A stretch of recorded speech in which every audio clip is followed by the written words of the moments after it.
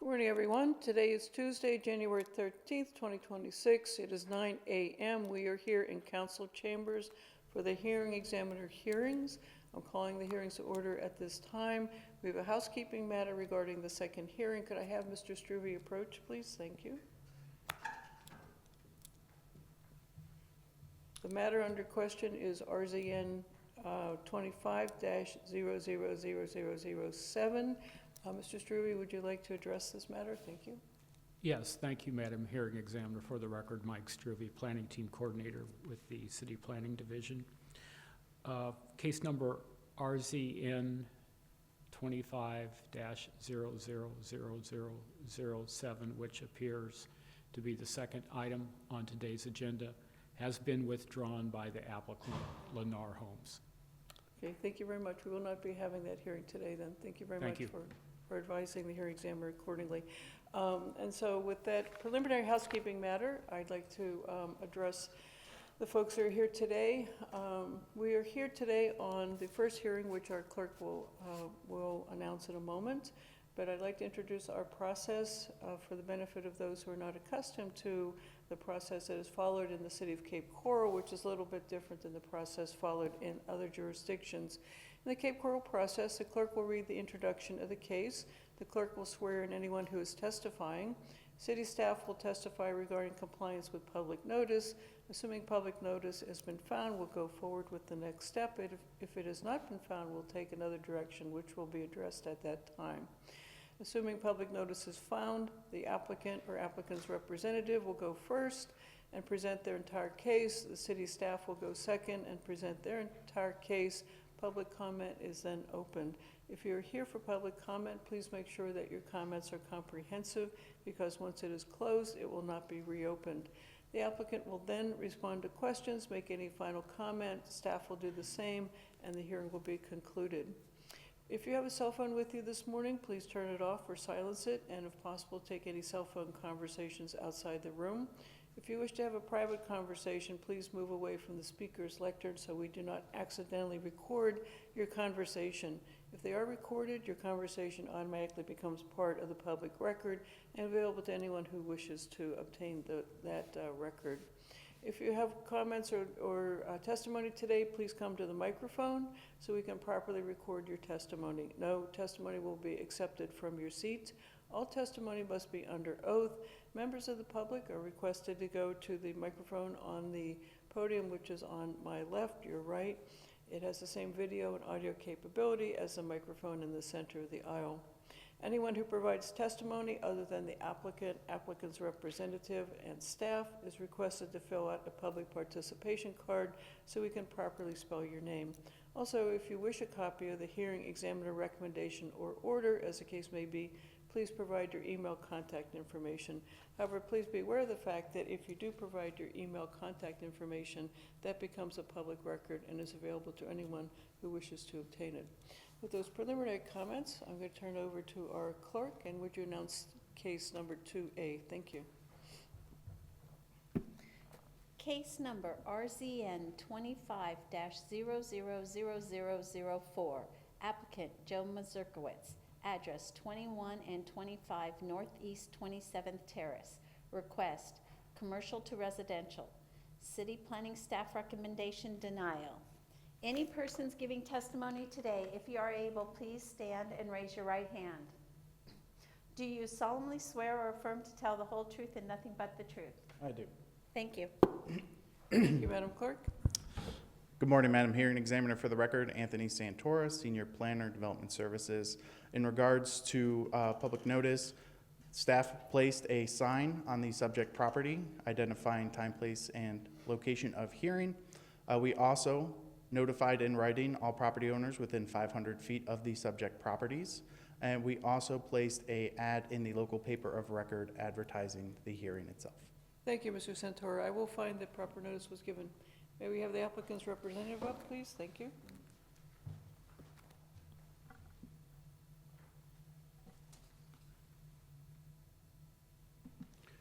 Morning, Madam Hearing Examiner. Joe Mazurkowitz, President, BJM Consulting, here on behalf of the applicant and property owners.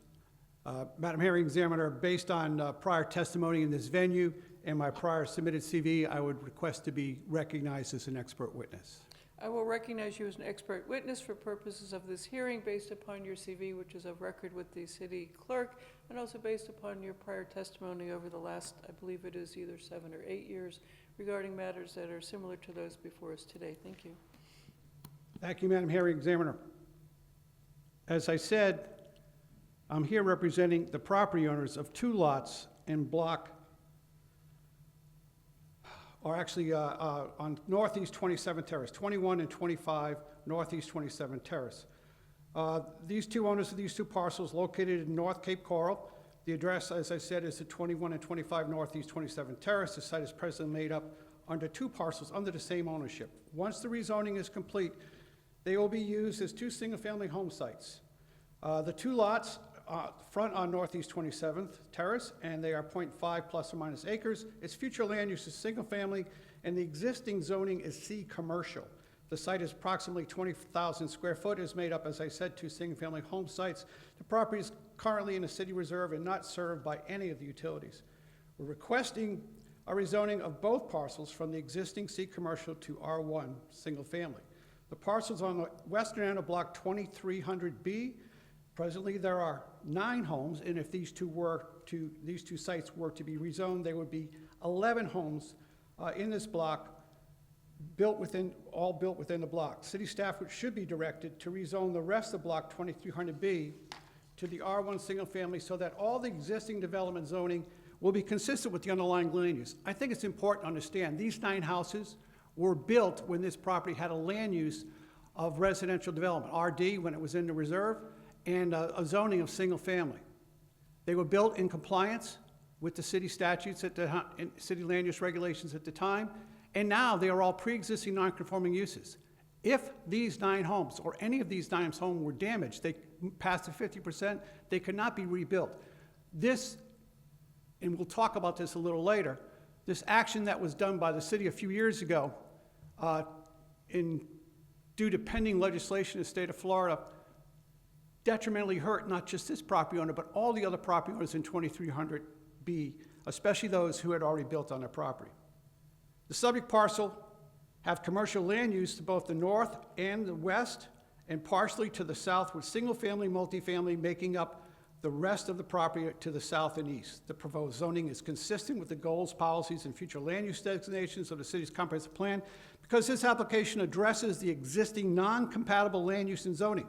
This application will make up the newly requested R1 single-family zoning compatible with the existing single-family land use that was recently done in '23 by the city of Cape Coral. In reviewing the application, the required review criteria, we submit the following. The proposed R1 single-family zoning is consistent with the property's single-family land use. All of the uses in the R1 single-family zoning are compatible with the size of these parcels and compatible with the existing and potential uses in the surrounding area. The location of this parcel makes it a good site for 2 single-family homes.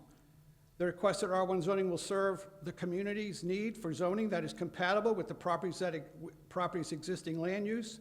The requested R1 zoning will allow development that fits well with the characteristics of the area.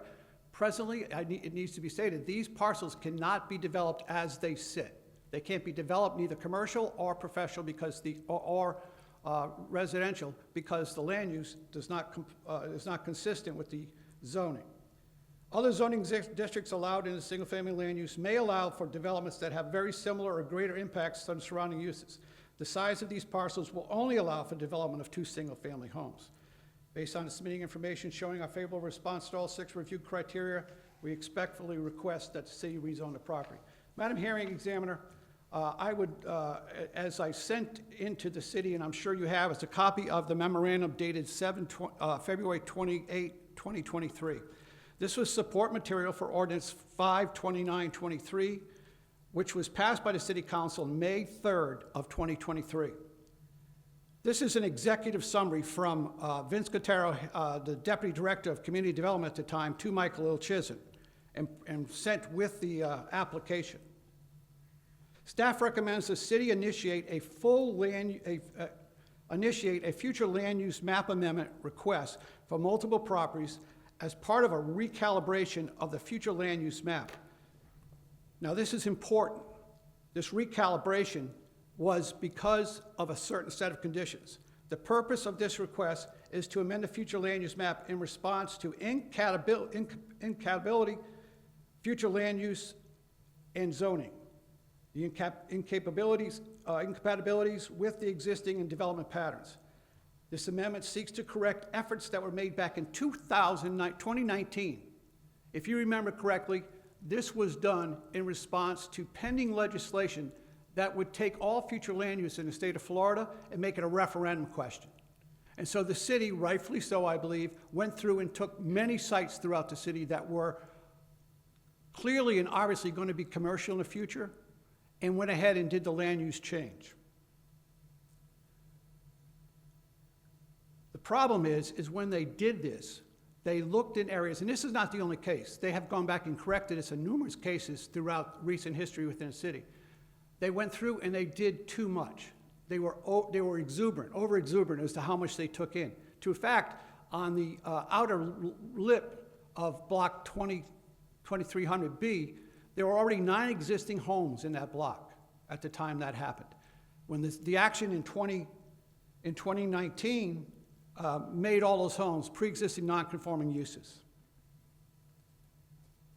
The area to be changed near the intersection of Santa Barbara Boulevard North and Kismet, there are 27 parcels in site, and 9 of the parcels developed with single-family homes. The site of the outer ring of these parcels near the city-owned parking lot, and staff finds there is viability. Staff finds their viability as commercial sites is severely reduced due to the existing development within the site.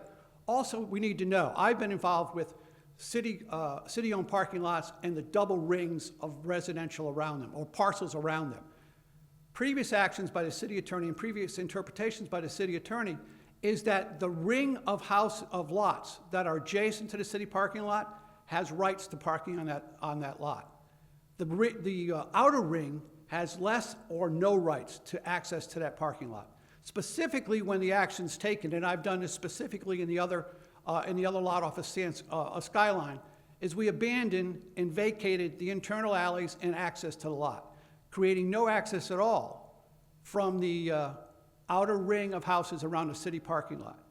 That's why the city attorney said that they have little or no access or claim to a property right to the parking in that commercial area.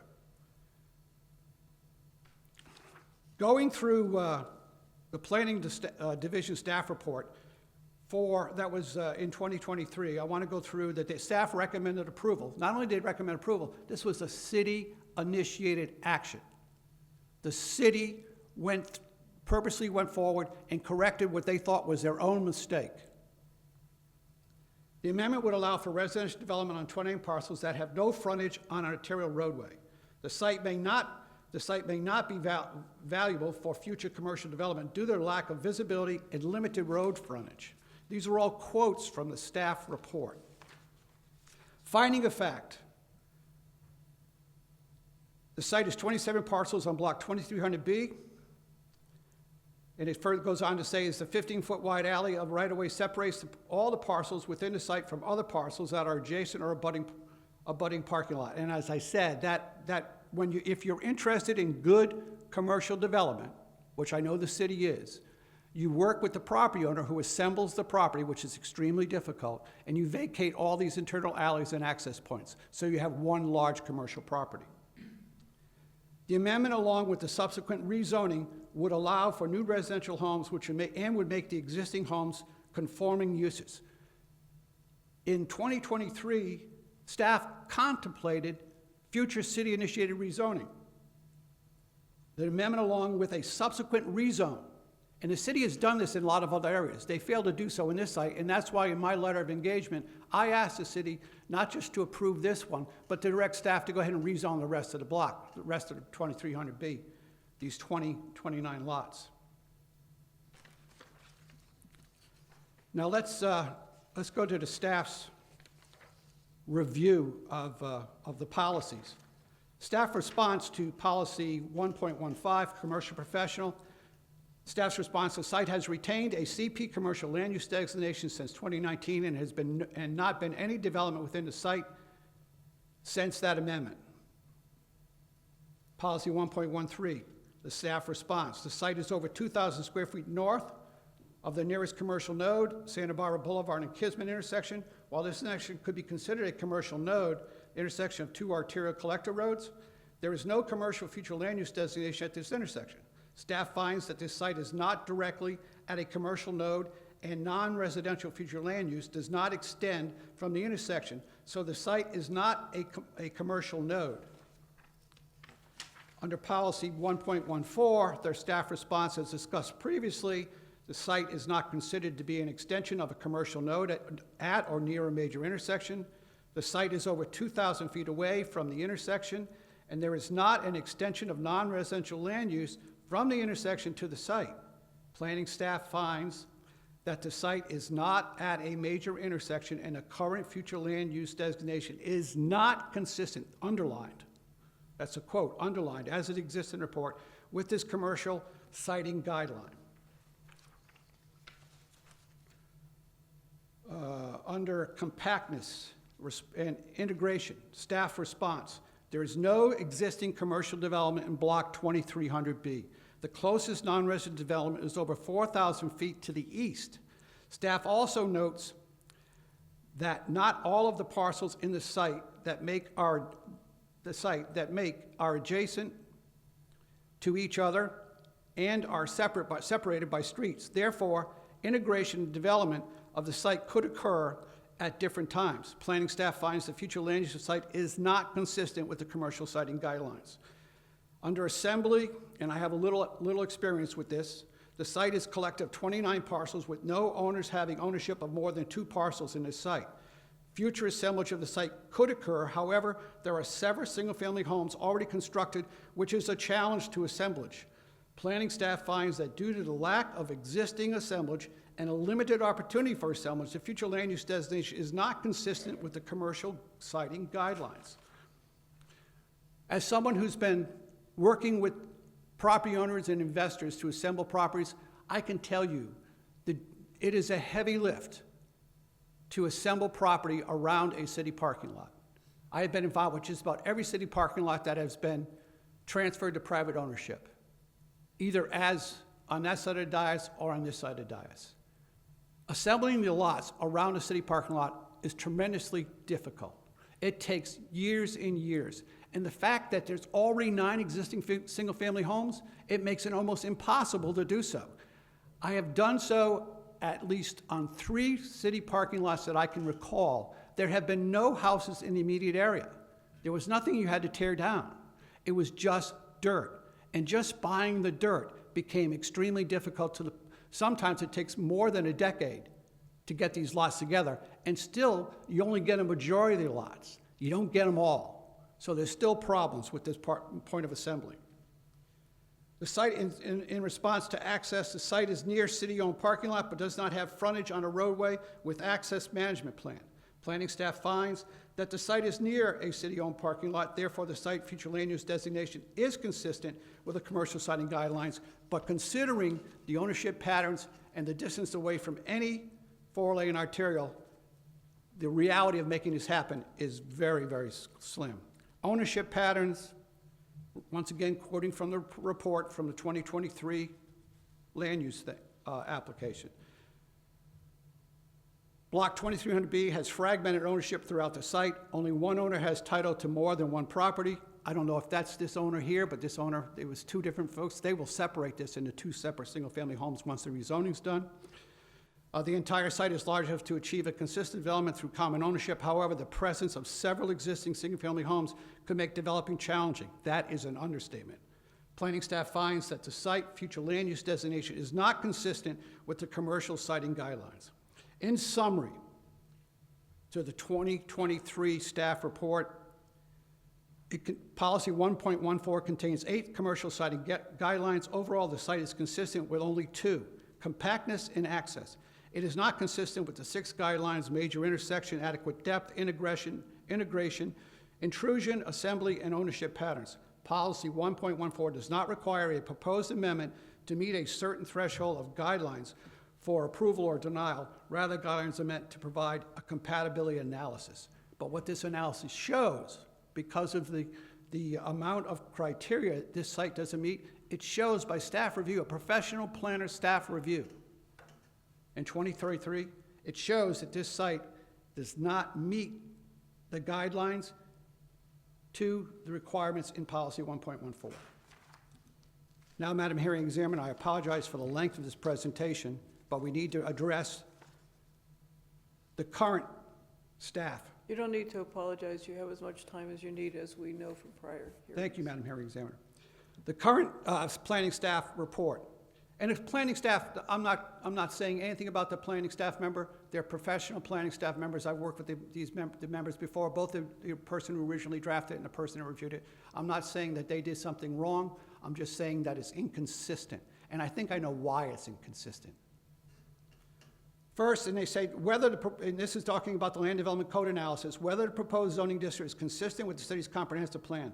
The proposed rezoning to the R1 district is consistent with the single-family residential future land use classification of single-family. That's only the end of that comment to almost every planning report I had. And this is what gives me insight as to why I think this happens. However, the proposed rezoning request has multiple inconsistencies with other goals and policies of the city comprehensive plan. And they've talked about refer to all the response below. They are leading to a report that is trying to go to a foregone conclusion driven by something else. I think that something else is the recent positions of city council in trying to support commercial zoning over single family, commercial land use and commercial zoning over single family, commercial uses. However, if you're going to do that, you can't do that to the detriment of the property owners that are there now. They have to be the right properties. I understand, and have actually lost cases that I have no qualms with when trying to get back to multifamily or single family. And the city staff and hearings and city council voted against it. I have no qualms with those because those are reasonable expectations for non-residential uses. This is not a reasonable expectation for non-residential uses. And as you have just heard, the planning staff in 2023 cites that by going through all the policies associated with it. And to think that two professional planners, 2 years apart, could be diametrically opposed is very interesting to me. If there's not someone telling them to get to a predetermined point, which is not the way professional staffers should be reviewing applications. They should be reviewing it based on pertinent professional planning standards. To my knowledge, those standards have not changed in the last 2 years. Now, the application of them has a significantly different.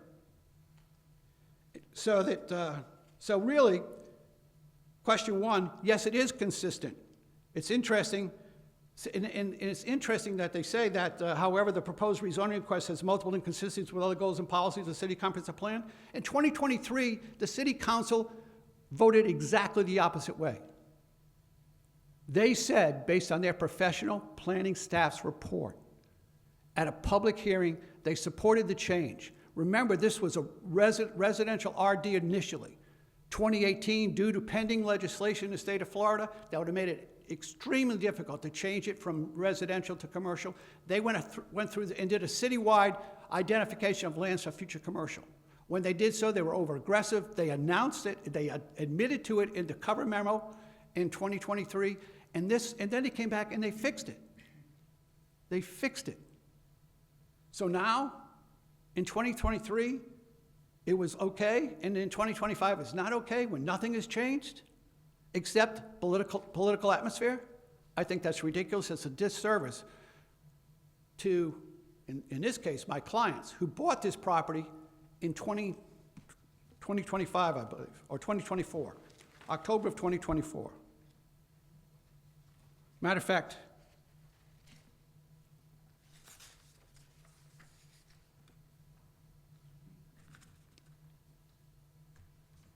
I just want to get it right. October 2024, they purchased the property. When they purchased this property in October 24, they relied on the expert opinion of city staff and the collective wisdom of the city council that the proper land use and use of this property was residential. because the city initiated. This was not a privately initiated. The city initiated the application. They admitted they initiated the application to fix a prior error. And the error was not specifically for this site. It was because they were over-aggressively trying to do some things in fear of some pending state legislation. They went back and they fixed it. This property owner on this application bought this property relying on the city staff and the city's council direction, approving this land use to single family. All they're doing now is what the city should have done since 2023, is rezoning the property so the zoning is compatible with the land use.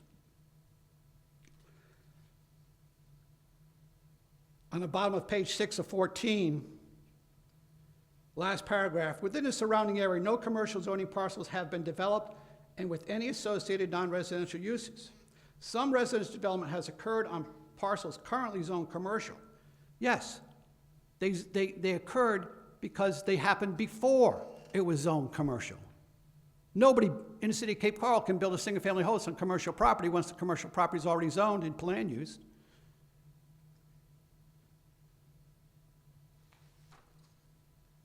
On page 7, the final line of the top paragraph.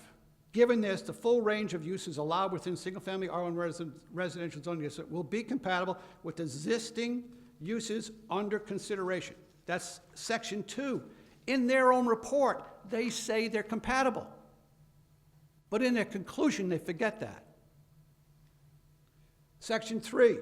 Whether the range of uses allowed in proposed zoning districts will be compatible with the existing and potential uses in the area. You go all the way to the bottom of page 7 of 14, the last paragraph. Currently, no existing commercial development has taken place on the adjacent commercially zoned properties. Therefore, the proposed residential zoning districts would not directly conflict with any existing commercial, as noted in criteria 2. They even later on refer to criteria 2 is okay. They noted that. Again, however, the physical proximity of the subject area to commercially zoned parcels creates several issues of incompatibility with potential uses. Really? Where is the non-residential uses in the city of Cape Coral that aren't adjacent to residential? Show me one. Show me one. It's compatible everywhere else in the city. Why is it not compatible here?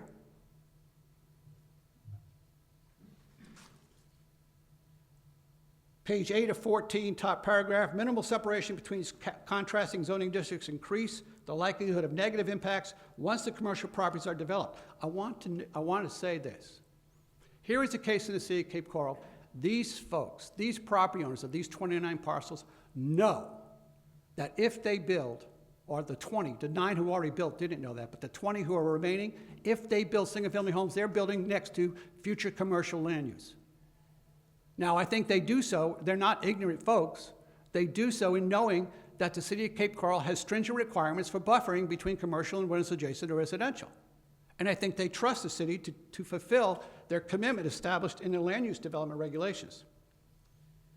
It goes on to say this permanent higher intensity commercial uses, particularly those that involve extended hours of operation, outdoor activity, and significant commercial or freight traffic, can introduce a range of adverse impacts on the adjacent residential area.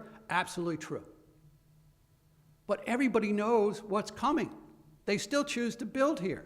This is not something that is going to be a surprise. This is not something that is done after they've already been there, especially for this applicant.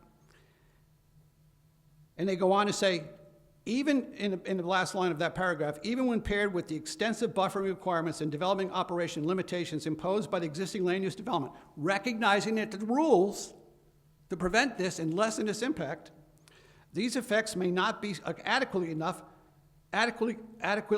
negate given the reduced separation distance to the north. Interestingly enough, there's a 10-foot alley in the back. If it's ever vacated, both sides pick up 5 foot more. It's going to have 10 foot more distance than lots that are immediately adjacent by property line to non-residential development, like in many cases in the city of Cape Coral. Given these conditions, the proposed single-family residential zoning district is fundamentally incompatible with the full range of potential and use permits within the adjacent commercial district. If that's the case, everywhere where the city of Cape Coral has single-family residence adjacent to adjacent to commercial, it's not compatible, which we know is not the case. It exists all over the city. This is not anything unusual. In number 4, whether the proposed zoning district will serve the community need or a broader public response. In the middle of the first paragraph, the lack of development of the subject parcels, while negligible in scale, still represents a loss of monetary value generation for the city, as well as a loss of development area and population. Really? There's nothing to say you can't build $1 million homes here. There's nothing to say that $1 million homes doesn't provide a better positive tax revenue to the city of Cape Coral than strip commercial. This is an assumption. And it goes on to say, where development to occur on this site, the development would not only increase the taxable value of the city, but also increase the overall population, provide potential bodies for jobs and services. Commercial follows residential. No residential, there is no commercial. It follows rooftops. We all know that.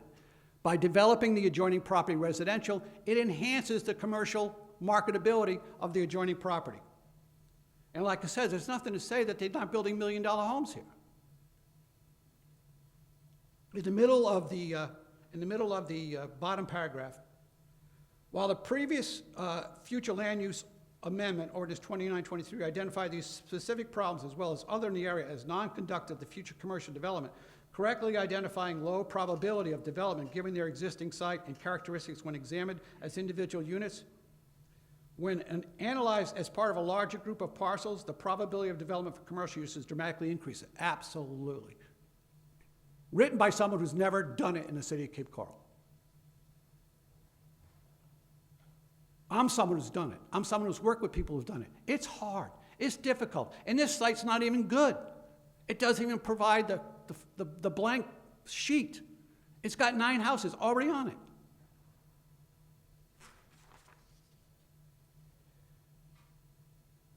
Going on in 4 on page 9 of 14. However, as residential infill takes place, residential density increases, the need and want for valuable commercial area will increase and development will occur. I agree 100%. It makes my other point I just made. The inconsistent land use for the subject property does not inhibit development on the site currently. I want to read it again. The inconsistent land use for the subject property does inhibit development on the site currently, but can be rectified through a future land use amendment with minimal impact on the surrounding neighborhoods as well as the properties themselves. This is crazy. You've already messed with the 9 homes once. In 2018, you took it away from them once. You made all of their houses pre-existing non-conforming uses. Forget about the vacant land. If you want to look this as a larger view, you got to look at the whole block. You can't just look at these 2 parcels and say, well, it doesn't impact these 2 parcels negatively. It impacts the 9 houses.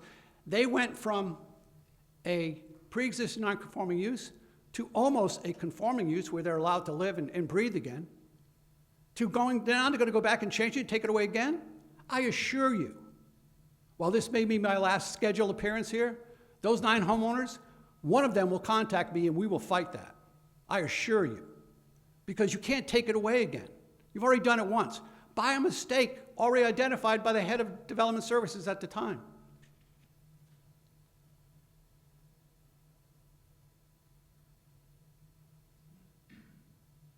Characteristics of the proposed rezone area are suitable for the uses permitted in the proposed zoning districts. Therefore, this site does not, the last line, does not exist impactful or detrimental site features which would inhibit development or which would cause uses to be inconsistent with characteristics of the site. And the characteristics of the proposed rezoning area are suitable for the uses permitted in the proposed zoning district. So even the staff agrees, it agrees with 5. Then they go through here in their summary, second sentence, third sentence, I think, third sentence, per table 4.1.3. Residential estate parcels, not talking about that. When the area is taken either together or as individual parcels, the area fails to meet the minimum area requirement for the residential development district. Additionally, the proposed R1 district, while being the only viable district, shares the same zoning designation as the parcels to the southeast and east, which are developed within the single-family dwellings.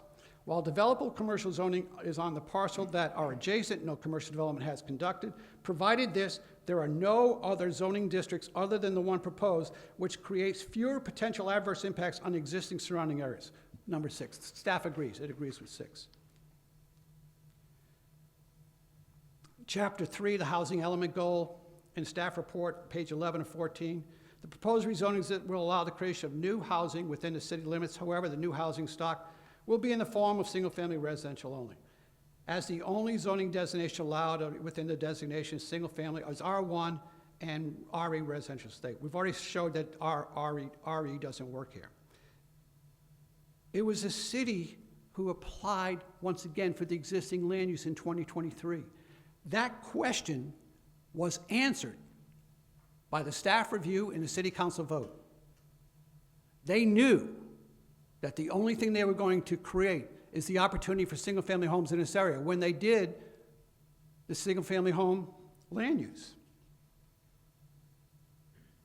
Same thing goes for chapter 4.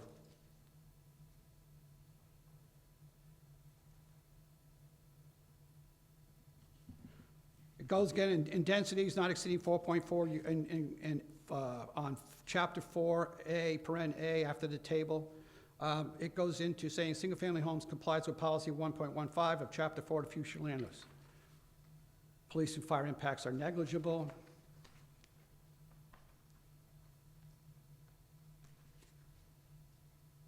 Here's the conclusion of the new staff reports, December 22, 2025. Given the analysis conducted in regard to requested rezoning application, the proposed rezoning application seeking to change 2 parcels from commercial C to single-family residential R1 is inconsistent with requirements rezoning from the LDC, specifically criteria 1, 3, and 4. I've already showed that they're not. We've already showed they're not. As well as the guideline policy comprehensive plan. The proposed rezoning request, while removing an inconsistency and not being detrimental to the existing character of the area, is non-beneficial to the surrounding neighborhood. How can it be non-beneficial when it's compatible and there's nothing saying they're not building $1 million homes when we're worried about fiscal impact to the city of Cape Coral? You can't predetermine based on the zoning what's going to be there. We have no idea if they're building 1,100 square foot houses or 3,500 square foot houses. We have no idea. You don't deal with that at zoning.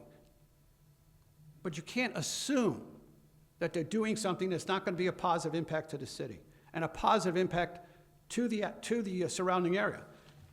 Both members of the planning staff says that in their report. Both members of the planning staff said it's compatible. It's both compatible with the underlying land use. It's compatible with the neighborhood. The only thing it's not compatible with is that if someone can assemble all the property around that city-owned parking lot, it won't be compatible then.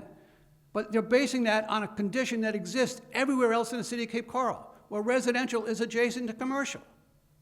Madam Hearing Examiner, I think this is an absolute travesty that the city has changed its position based on political whims and not good planning doctrine. I think that this condition exists everywhere in the city. I think it's the best interest, and I want to make it very clear. This property owner, when they bought their property in October 24, relied on this presentation of city staff and a vote of city council. I don't even know how city staff can violate a previous direction of city council without a new direction of city council. On this specific site, city council has determined what the future land use of this will be. How can they go back and now say we can't zone it that way without some other direction on the record from city council? I'm not talking backroom deals. I'm not talking about emails. I'm talking about you have a condition based on a policy direction by a vote of the city council at a public hearing. I don't know how staff can go against that. I really don't. Based on all this information we've shared with you today, Madam Hearing Examiner, we respectfully request a recommendation to the city to approve our rezoning request. Thank you. Thank you. Do you wish to incorporate the memo of February 28, Yes, 2023 yes. from Mr. Thank you very Cutero? much, I do. And I don't need to record the city staff, my response to the city staff report this time is on the record for my presentation. Thank you. You made a comment that, that it's very difficult to assemble property around a city parking lot. Why is that? Because it's owned by people all over the world. It's no different around a city parking lot than it is anywhere else, with the exception of those folks who bought property, especially on the inner ring around the parking lot, believe they have something more valuable than just their property. They have the ability to build on their property with the ability to park off-site, which allows them a bigger footprint on-site. Now, on the outer ring, may not be as much, but there are people that believe that. And because of that, it's even more difficult around a city parking lot to assemble than it is in regular blocks in the city of Cape Coral. It's interesting. Thank you very much. All right. May we have staff up, please? Thank you.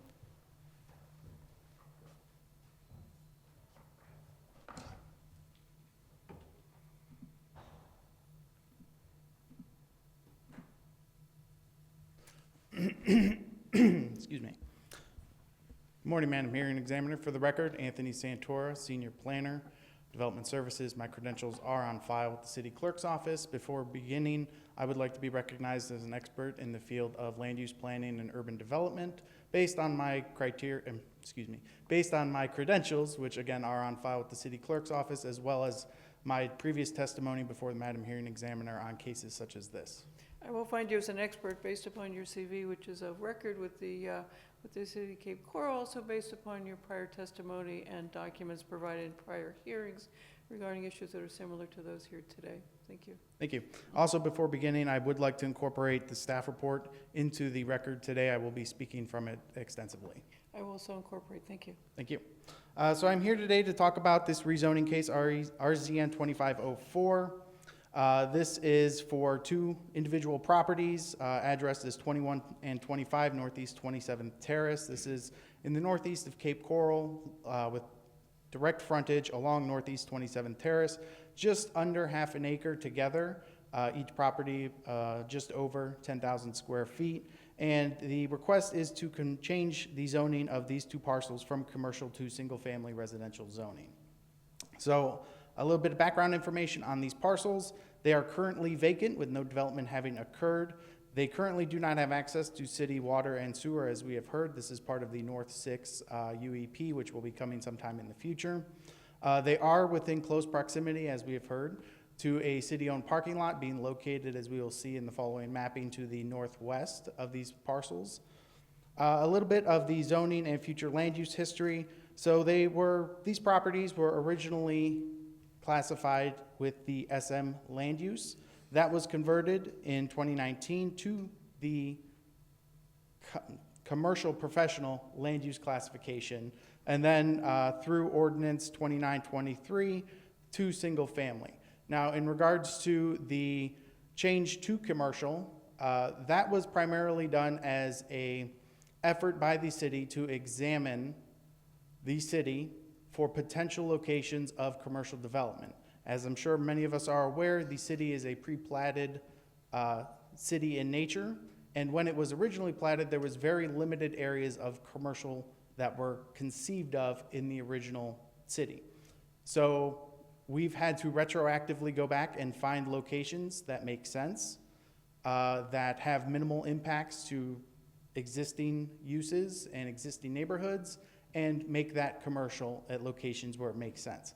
Now, the city-initiated land use that occurred in 2023, it's my understanding in review of the provided materials in the hearing, I was not a part of that land use itself, but in my analysis of the previous future land use application, that was done with information that was available at time and with the idea of perceived development patterns. However, information from 2023 to 2025 has changed.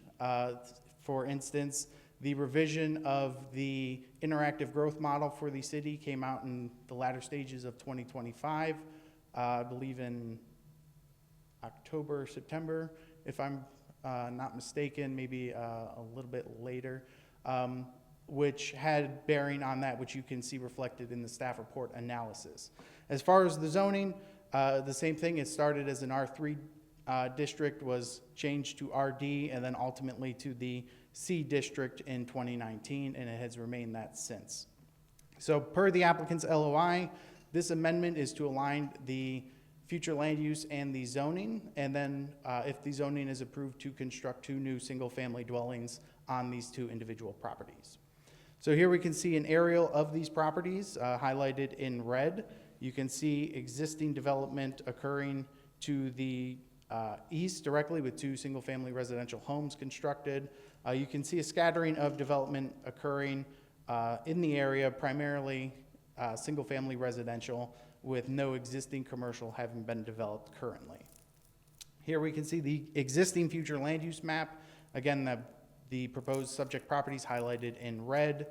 You can see to the north, west, and south here, areas of currently designated commercial professional, with areas of single-family, multifamily existing to the east, to the far east, to the south, and to the west, with the outer ring being part of that city-initiated future land use amendment that occurred in 2023, going to the SF category.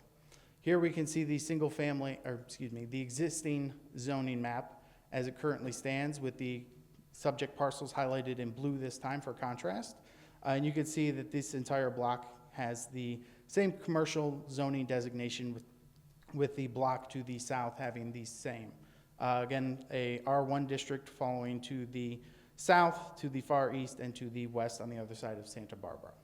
So the proposed rezoning map is to take these 2 parcels to single-family residential and maintain the rest of the block to the north, east, and to the south as commercial. And just for reference, this is a zoomed out image illustrating the subject parcels in a macro scale, identifying them in the blue highlight to highlight the location of not just these parcels in relation to surrounding single-family neighborhoods, but also in relation to existing and potential commercial locations throughout the city, which we will touch on in a little bit. So as required, staff examined this through the criteria located within our land development code, specifically criteria as 1 through 6, located in section 3.4.6.b 1 through 6. And staff found that the rezoning request is inconsistent with all criteria.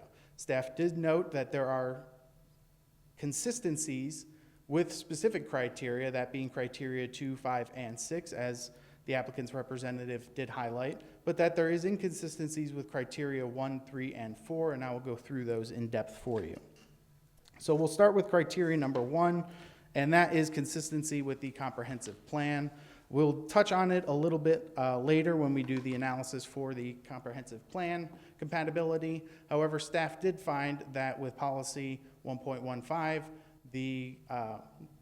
it was compatible. However, there were 2 policies that were incompatible with this request. And so therefore, because of that, staff found it to be inconsistent. So we move to criteria number 2, which states whether the full range of uses allowed in the proposed zoning district will be compatible with the existing uses in the area under consideration. So as we've seen, the existing construction that currently exists, a little redundant, around the area is single-family residential. Now, whether that is constructed previously to the city's future land use amendment and zoning change to commercial, or it was constructed in the residential neighborhoods to the east, to the south, and to the west, the only thing constructed at this moment is residential. Government actions do tend to be redundant, so don't worry about it. Wow. The areas itself, each property exists at just over 10,000 square feet. When coupled with the requirements located in our land development code for the R1 proposed zoning district, developability on these properties as single-family residential would match the existing character of the surrounding construction. So staff found that the criteria was met, specifically noting that no commercial development has occurred, existing commercial development has occurred to date. Again, criteria number 2 specifies existing in the area under consideration. Moving on to criteria number 3, whether the range of uses allowed in the proposed zoning district will be compatible with existing and potential uses in the area under consideration. Now, this is a two-prong criteria. So as we saw in criteria number 2, the existing uses being residential in nature, that is compatible. As Mr. Mazurkowitz had pointed out himself, with the existing uses, there is compatibility based on the uses allowable within the R1 district. However, as we examine the commercial aspect of these, regardless of the amount of scale that commercial properties are able to obtain at that location, we have seen in the city smaller pieces of commercial be developed. And when you look at the proposed uses that are allowable within our use table in our land development code, what we have found is that they are of a higher intensity and typical density, and that they are not ones that are specific to being directly adjacent to residential development. Now, we can see here that specifically from the staff report, the commercial zoning district has light dimensional standards and allows uses which are primarily moderate to high densities and intensities. The commercial district is desired as a supporting district to residential neighborhoods to support healthy, walkable, diverse communities, but is not desirable with immediate adjacencies to properties zoned for permissible single-family residential developments. Where such adjacencies occur, a buffered district of multifamily residential or a separation of uses by sizable rights-of-ways or other natural man-made elements is preferred, i.e. a roadway or a canalway. Where no separation occurs, stringent buffering requirements, landscaping requirements, and other limitations are specified through the Land Development Code to try and mitigate potential impacts. Now, to continue with that, staff highlighted the fact that to the west and to the north of these properties exists a small unplatted alleyway. Now, typically our existing rights-of-way for separation, and if you were to look at the Land Development Code, specifically the buffering section of the Land Development Code contained in Article 5, it states that the buffering minimum in that table is the typical 60-foot right-of-way. Now, where that is not provided, there are stringent additional buffering requirements that must be met from walls being provided, berming, landscaping, but all of that to try and maintain some semblance of separation from those uses. Additionally, when we look at our comprehensive plan, we notice in later policies that we talk about separation between commercial and single-family residential land, the idea that there be ways in which the impacts to these can be mitigated. So continuing, while currently no existing commercial development has taken place on the adjacent commercially zoned properties, there would not be any conflict with the existing commercial uses. However, the physical proximity of the commercially zoned parcels creates several issues of compatibility with potential uses. So the minimum separation distance between the contrasting zoning districts increases the likelihood of negative impacts on the properties once the commercial properties are developed. And commercial development will occur on these properties, as we've heard from Mr. Mazurkowitz. Commercial follows residential. Currently, there's very sparse residential in this area, and as more residential continues to be implemented in this location, the commercial will follow. And as the utilities are developed as well, obviously. I'm sorry, can you say that And again? as utilities are developed as well. That is correct. Obviously, there are no utilities, which strain the ability for commercial to be developed, as they are required to have specific utilities for installation. So in continuing to look at that, there are several items highlighted in terms of potential impacts, such as noise pollution, light pollution, increased traffic generation, air quality concerns, privacy concerns, and general visual and aesthetic incompatibilities. Now, Mr. Mazurkowitz highlighted the fact that these owners know what they're signing up for. Okay, what if they were to sell the property to somebody that doesn't know what they're signing up for? Or even additionally, we have seen instances where people have purchased property in the city, and when commercial development does come, even though they knew it was coming, they still rally against it because they do not want these impacts to directly affect their property. So to just say, well, they know what they signed up for, that's not necessarily an argument that is beneficial or correct in the fact that there is a standard that is typically associated with single-family residential living, and as much as you've signed up and are willing to put up with some things, when that actually occurs, it's a different animal. Coming from an area of dense urban experience, I've seen many people that believe they knew what they were signing up for and living in a townhome or apartment in the middle of a city. However, they fought tooth and nail to try and amend the regulations of the city because they could not handle the specific impacts of the surrounding neighborhood when it came time that those impacts actually occurred. So based upon that, the potential impacts, as noted, could degrade the general quality of life expected for standard single-family residential developments, which presents the primary development pattern within the R1 district. Typically within the R1 district, we see single-family residential structures as the primary development pattern that is constructed. There are other permissible uses, however, that's not typically something we ever see developed within that district.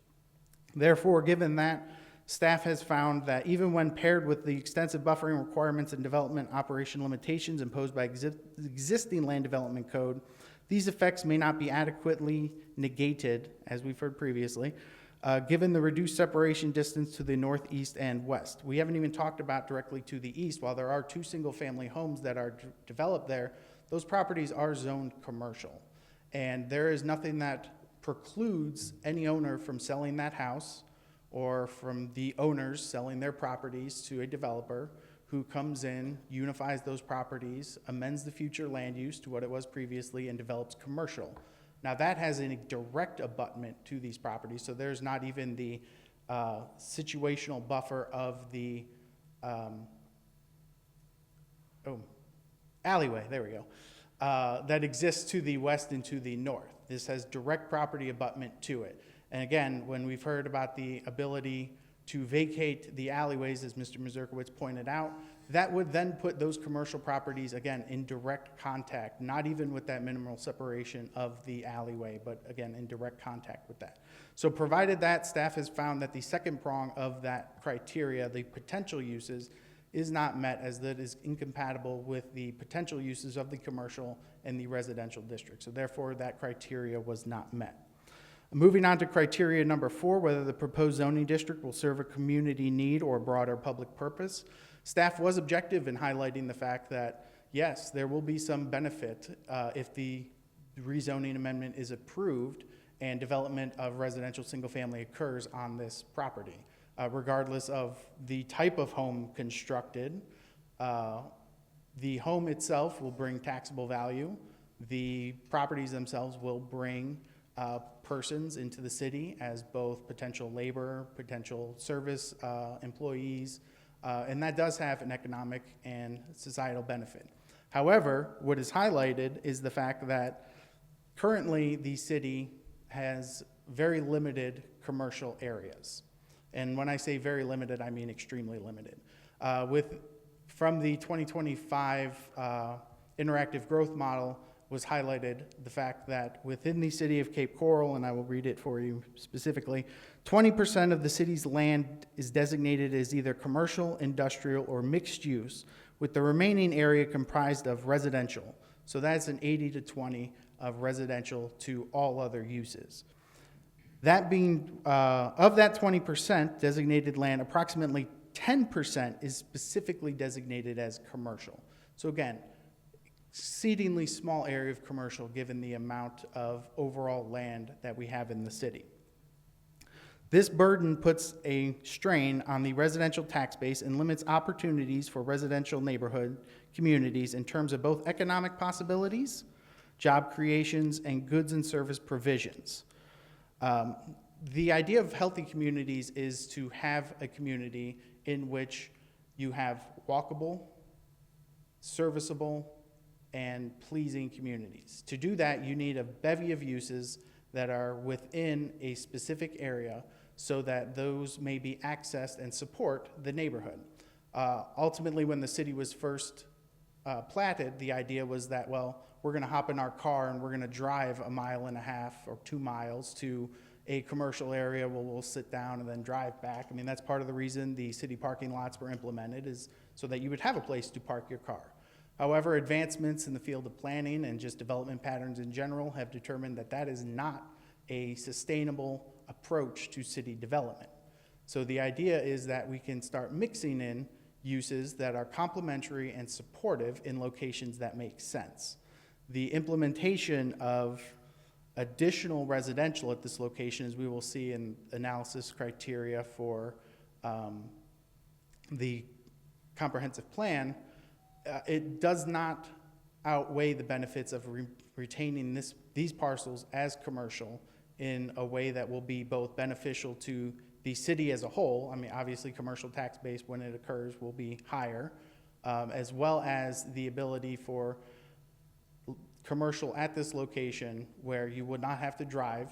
Obviously, you could walk to these from the surrounding neighborhood to any commercial developments that may occur. People that live in the neighborhood could have potential jobs at the commercial locations, and all of these are beneficial to a healthy, sustainable community. So I just want to highlight the fact that, within the area as bounded by the proposed road, by the existing roadways as outlined in the staff report, that currently within the area, only 11 parcels in the commercial area are developed. Now we've heard 9. When I did the count, it was 11, but of those 11, they were in the commercial. So that represents a small area of the commercial, and the favorability of this as a commercial location. We've heard in the previous staff report that Mr. Mazurkowitz highlighted from the 2023 future land use, they specified that the area was unfavorable for commercial development. That is true if you look at just those specific parcels highlighted in that outer ring. However, as highlighted in the staff report, when you do an analysis and look at the overall area and you incorporate those as part of a large commercial area, they become much more favorable for development. We see the idea of, is this a commercial node or not? Well, if you examine the staff report says, well, no, it doesn't exist as a commercial node because the location to a major intersection is not where the guideline says. However, if you read it, it specifies that the ideal commercial node exists around a intersection, but that is not necessarily the case. There are commercial nodes that we have in the city that exist not at major intersections, but at major areas where the commercial is able to coalesce into either along a major roadway primarily, or at the nexus of some type of other transportation. I'm trying to think of, there is a instance in the west along Burnt Store where we see this occur quite often with commercial properties developing or existing as commercial nodes, but not at specific intersections. The same thing along Pine Island Roadway, although it's a different zoning classification. The idea that there exists many commercial nodes throughout that entire stretch of roadway that are not specific to a intersection lends to the fact that while it is ideal to have it there, it doesn't necessarily have to be right there at a commercial intersection. Additionally, when you look at the extremely macro level of that, as we had seen in the previous slide, there is very limited areas of commercial development potential in the North Cape. Just in that instance, if you were looking, the nearest commercial development possibilities outside of that node are over 1.5 miles away. So the loss of commercial at this location, again, is not favorable and beneficial to that criteria. So continuing to state that while no commercial development has occurred, this does not preclude future commercial development from being implemented in the future. The lower density of residential development that was and is present in the surrounding area can be directly correlated to the limited development of commercial uses at this location, which Mr. Mazurkowitz highlighted himself, the fact that he agrees with that. However, as residential infill takes place and residential density increases, the need and want for viable commercial areas will increase and development will occur. Again, the applicant's representative, Mr. Mazurkowitz, was not objective to that statement. Provided this, the potential economic and societal benefits of retaining commercial viable land far exceeds the implementation of proliferatingly an overabundant residential use. Within the area, we have seen there are not just many residential properties, there are many vacant residential properties where development of this nature may occur without an impact to the existing and viable commercial land that exists. So based upon all of that criteria, staff has found that the request is inconsistent with criteria number 4. So moving to criteria number 5, the characteristics of the proposed rezone area are suitable for uses permitted within the zoning district. And when we talk about characteristics, we generally are talking about the physical features of the site. So these sites are generally 10,000 square feet in size. They have minimal slope. They do have some stormwater management on them, which is some light swales and stormwater drainage contained in the front. They do have access to a primary roadway. Given the nature of the limited impact of the site development requirements in our land development code, the physical characteristics of this site can support the single-family residential proposed R1 zoning district and the typical uses that are associated with that. So provided that, staff did find that this criteria was met and consistent. And then moving on to final criteria number 6, whether a zoning district other than the district requested will create fewer potential adverse impacts to the existing uses in the surrounding area. Again, when we typically do this, we look at the future land use and make determinations on what the permissible zoning districts are underneath that. And with the SF district, the potential allowable districts are only the R1 and RE. The R1 district would be the only viable, as the RE requires a much larger area of lot, 40,000 square feet, which neither one of these properties, even if you took them together, meet. So therefore, compatibility with the R1, with the SF classification, it would meet that. If you were to look at it as both the existing or to examine it outside the scope of just the future land use consistency, again, there is no commercial development to date because the residential density in the area is just not there. So based on that, there would be compatibility if this was to be amended and developed with single-family residential to the existing uses, which are single-family residential in the surrounding area. So based upon that, staff found that this criteria was consistent.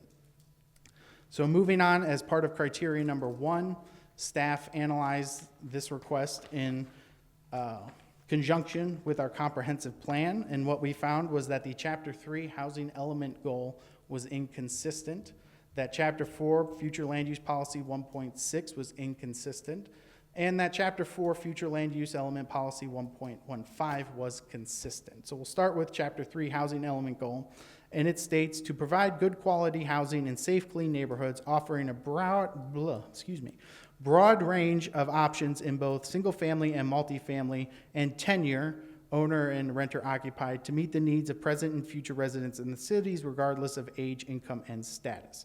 So as we've talked about, this proposal would amend it to a primarily single-family residential district, which supports primarily residential single-family dwellings. Within that area, there is already a plethora of development parcels that could support this type of development and that have supported this type of development. And so what we've seen is that within close proximity, and this is coming right from the staff report, to the site, that's a 500-foot radius, so just taking a 500-foot radius from these subject parcels, there are approximately 24 undeveloped and developed single-family sites as of 2025.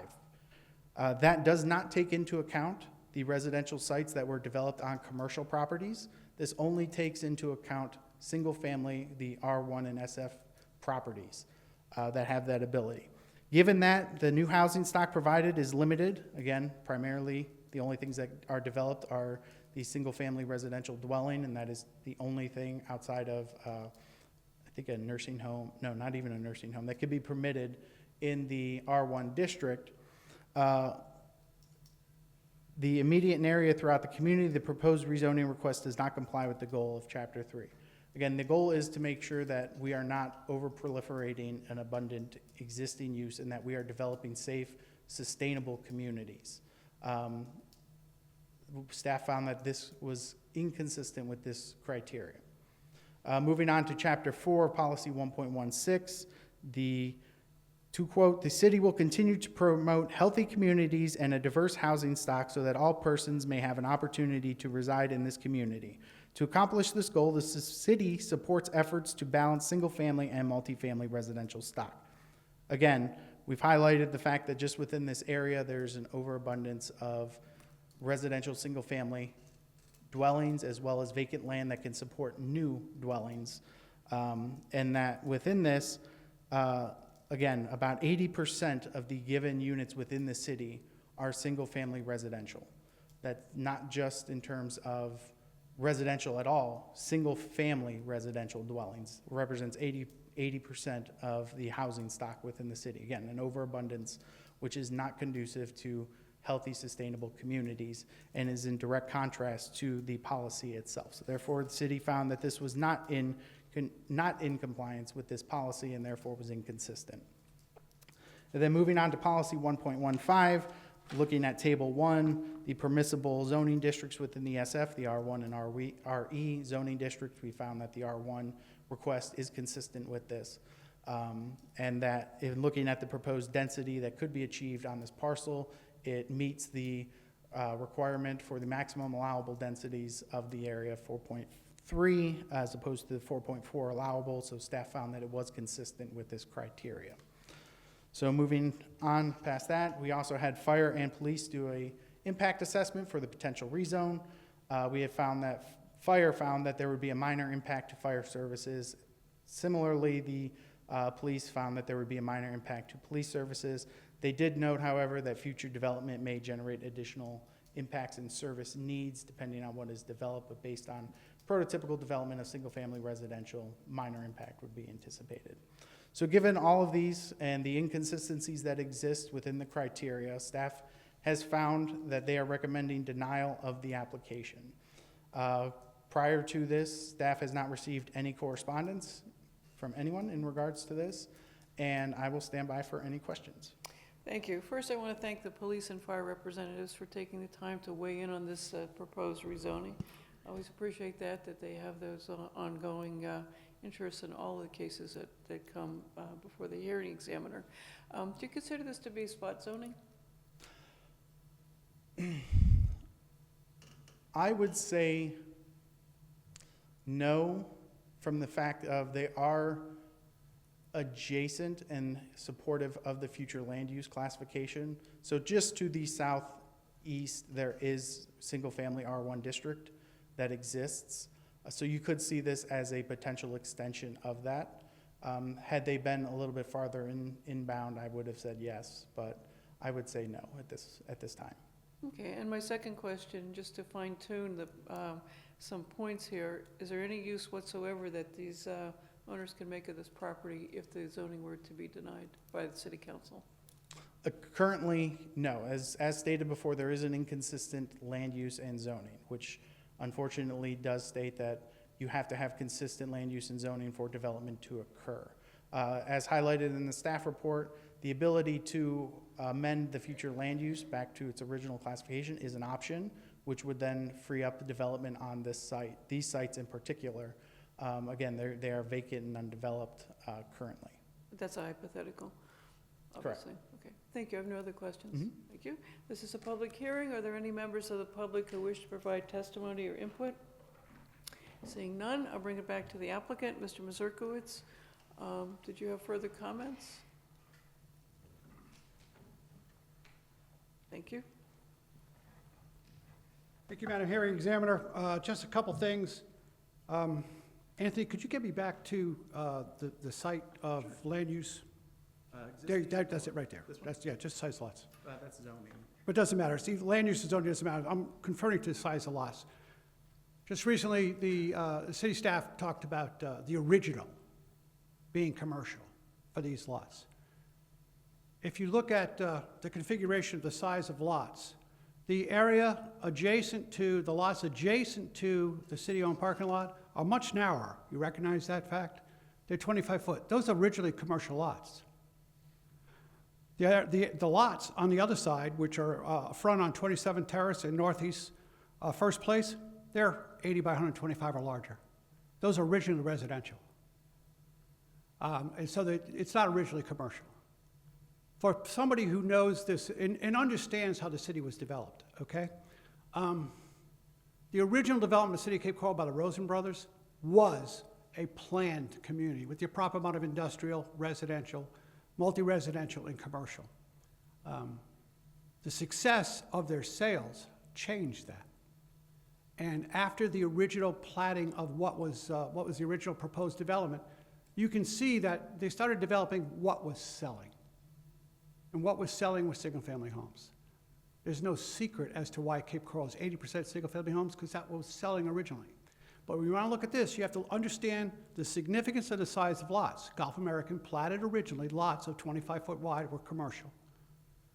40-foot wide, you needed two 80-foot wide or larger, were residential. So the original of these lots in question were residential. I think that's important.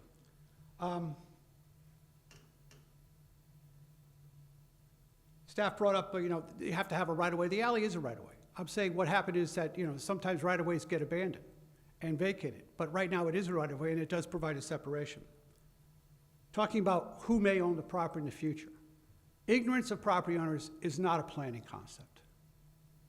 Ignorance of surrounding planning, of surrounding property owners is not a professional planning concept. If it was, the city of Cape Coral would never change any land use anywhere.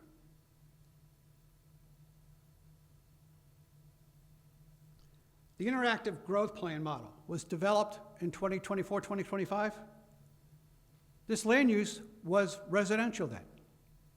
It was developed with the understanding that this was residential, not commercial. Also, the concept that we know as folks who develop communities and understand communities, the fact that you try to get a healthy relationship between non-residential and residential, 60-40, 70-30, 80-20 in the city of Cape Coral is minimal. But in the 21st century, that's changed, specifically in the city of Cape Coral. In the residential community in the city of Cape Coral, we have 800 Airbnbs. That's 2,400 hotel rooms. They're all 3-bedroom or more. That's 2,400 hotel rooms in the residential area. We have 8,000 at-home businesses, in-home business, and more, growing, because the state of Florida just limited local government's ability to restrict at-home businesses. So the relationship historically between 80-20, 70-30, 60-40 is changing, because in the 21st century, and computers specifically, and the concept of Airbnbs, it's changing. The amount of required commercial to non-residential, to residential, non-residential, residential, is no longer what it was at one time. The last thing I want to say about the interactive growth model, it didn't show me anything about changing the city of Cape Coral. All it did was advance the timeline. We've always known the city of Cape Coral is going to be 450,000, 500,000 people since we originally did the comp plan. When we were the Queen City of the Caloosahatchee, the center of population, commerce, culture, and whatever that we determined in the original comp plan. We knew that for the 1.2 million people that are going to live between the rivers. We always knew it was going to be that way. It told us nothing new. So that's not a change. The only thing changed was the time. It's sooner. It's coming sooner rather than later. And remember that this was residential when that plan was done.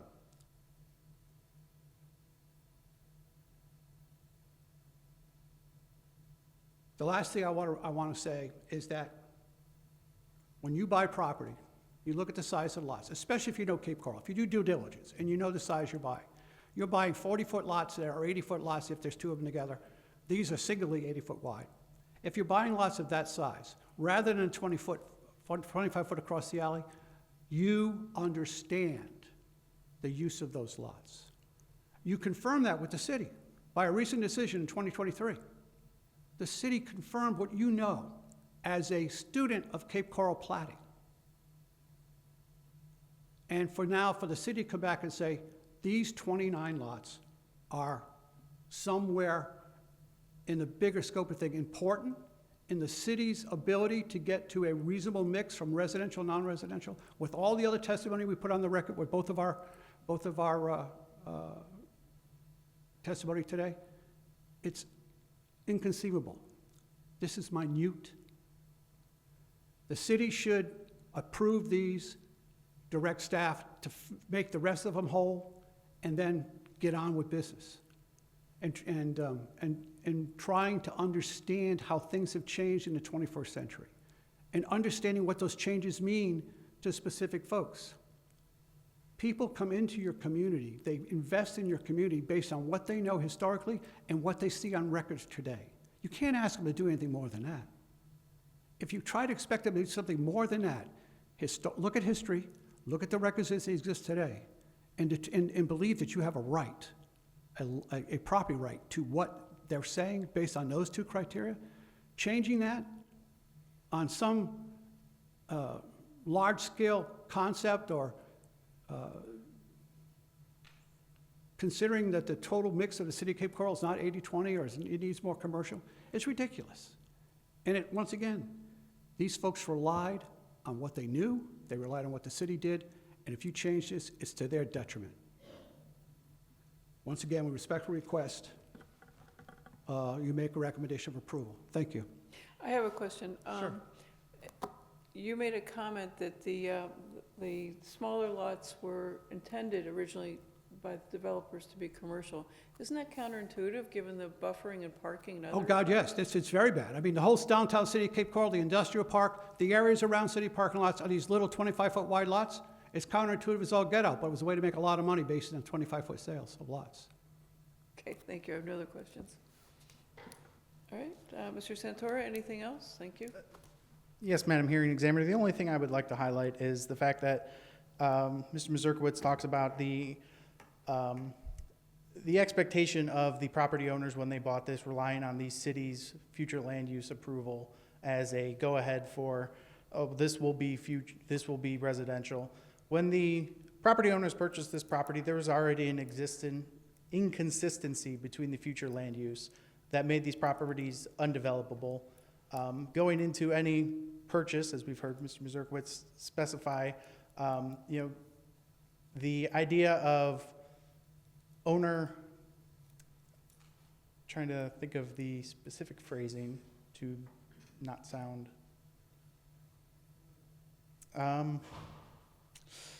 the idea of owner knowledge. When this was purchased, again, it was inconsistent.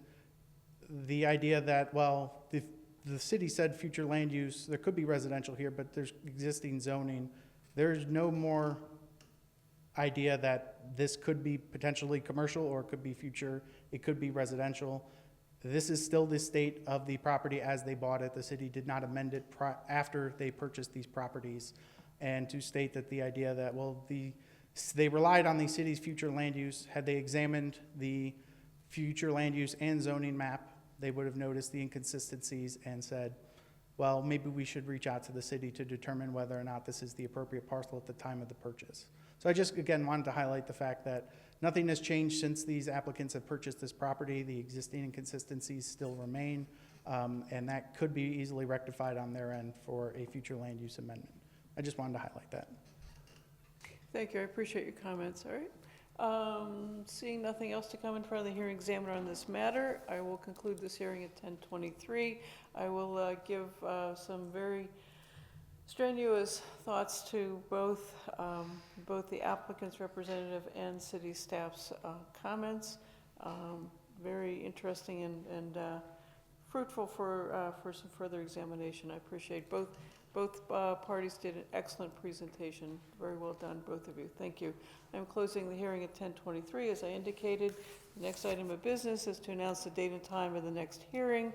Our next hearings will be Tuesday, February 10th, 2026 at 9 a.m. here in Council Chambers. We stand adjourned at 10:24. Thank you, everyone.